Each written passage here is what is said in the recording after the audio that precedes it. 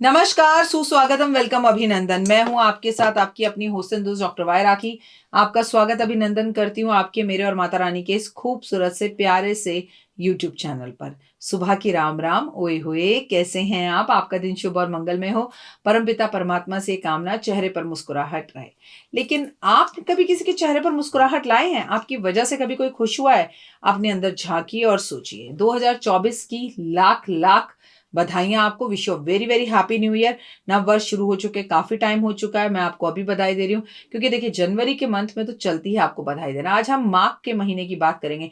माघ मास का स्नान होता है। कब है, क्या है, क्यों करें, कैसे करें? 26 जनवरी से माघ महीने का स्नान शुरू हो रहा है। इससे जुड़े कुछ नियम होते हैं जो मैं आपको आज बताऊंगी। माघ के महीने में आपको बहुत कुछ भगवान से प्राप्त हो सकता है, जो कि इस बार 26 जनवरी 2024 से शुरू हो रहा है। तो आप में से जो लोग मेरी तरह 3:30-4 बजे उठते हैं, वो तो हरि स्नान कर लेते हैं। लेकिन जो लोग नहीं उठ पाते हैं, कम से कम वो माघ के महीने में उठकर स्नान की कोशिश जरूर करें। पहले आप बताइए, आपका 2024 आप 26 जनवरी तक पहुंच गए हैं, कैसा चल रहा है? क्या है? शनि का साल है, थोड़ा स्लो रहेगा, काम रुकेंगे होते होते, लेकिन उनके जीवन में बड़े बदलाव आएंगे, बड़े सटन।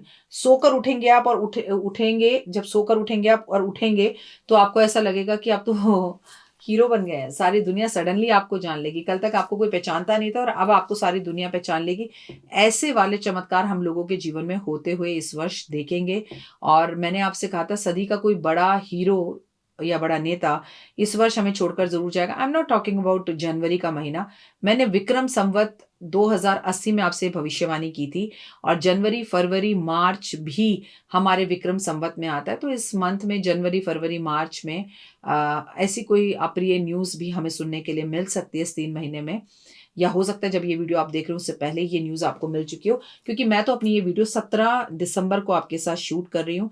लेकिन हम ये भूल नहीं सकते कि विक्रम संवत 2080 के हिसाब से अभी भी साल का राजा बुध है। और इन 3 महीने में जो बच्चे हैं वो उत्पात इतना मचाएंगे, मतलब लव में मर्डर, लव में धोखा, और इश्क, प्यार, मोहब्बत, बस यही सब दिखाई देगा। बच्चे पढ़ नहीं रहे, बच्चे सुसाइड कर रहे हैं, बच्चों ने प्यार में ये कर लिया। ये जो प्यार इश्क के जो सामने केसेस है ना, वो बहुत आएंगे। लोगों के डाइवोर्स होते हुए बहुत ज्यादा दिखाई देंगे। हार्ट अटैक की प्रॉब्लम पूरे मंथ ऑफ जनवरी में बहुत ज्यादा रहेगी। चलिए कार्यक्रम की शुरुआत करते हैं। Believe in Karma.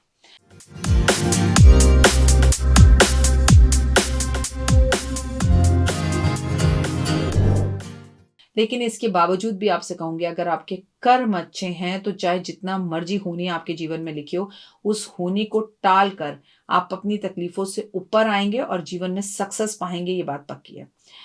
कहते हैं इस महीने में आलस नहीं करना चाहिए, अधिक देर तक सोना नहीं चाहिए।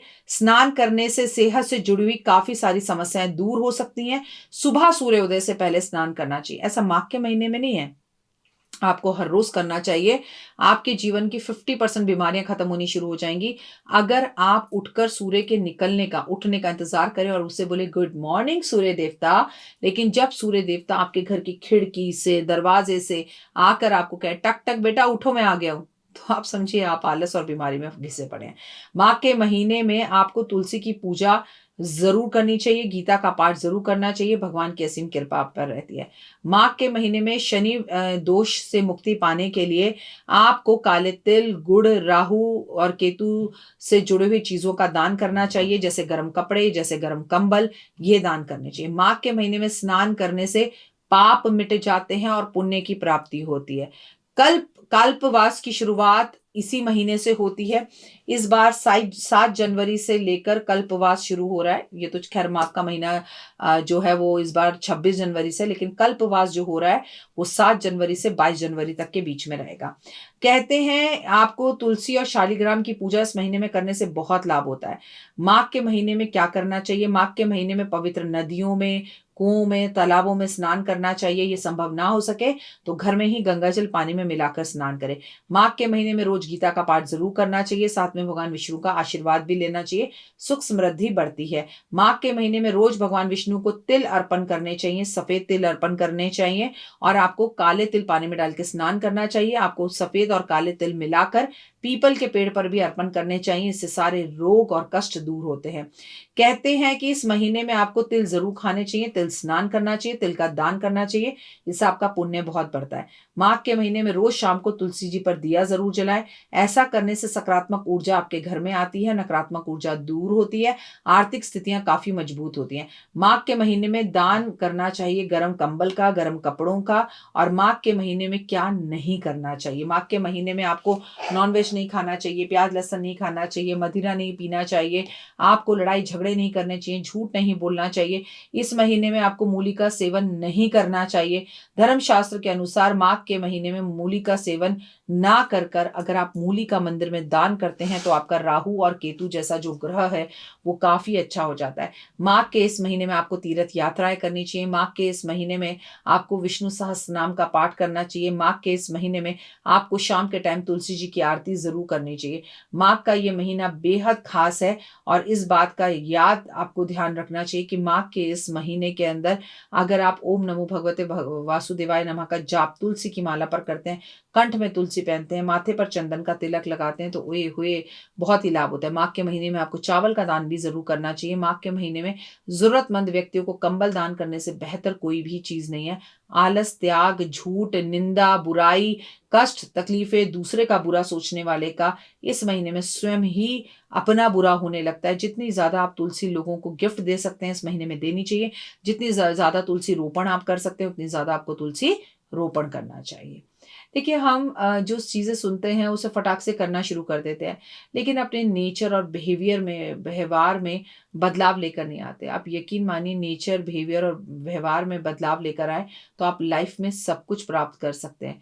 हंसिए, मुस्कुराइए, लोगों के चेहरे पर मुस्कान लाइए, किसी को नौकरी लगवाइए, भगवान का हाथ जोड़कर शुक्रिया अदा कीजिए, भगवान का लख बार धन्यवाद कीजिए, पॉजिटिव सोचिए। सबसे बड़ी बात, उठकर सूर्य नमस्कार, सूर्य प्रणाम कीजिए, क्योंकि सूर्य की उपासना कोई भी महीना ऐसा नहीं है जब नहीं करनी चाहिए।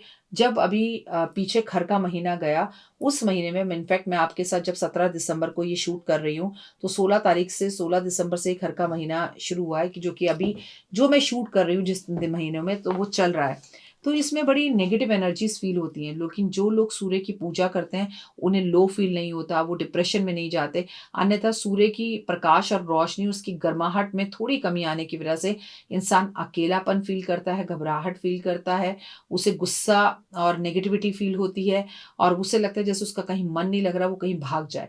लेकिन जो लोग आदित्य हृदय स्रोत का पाठ करते हैं, ओम नमो भगवते वासुदेवा का जाप करते हैं, उनके लिए चीजें बढ़िया हो जाती है। महीना कोई भी हो, आप अपना एक नियम बना लो, भाई ठीक है 3:30-4 बजे नहीं उठ सकते, आपकी लेट सोते हैं आपके घर वाले, आपका लाइफस्टाइल वैसा बन गया है, लेकिन कम से कम 6 बजे से पहले, 5:30 पौने 6 तो हमें बिस्तर छोड़ देना चाहिए।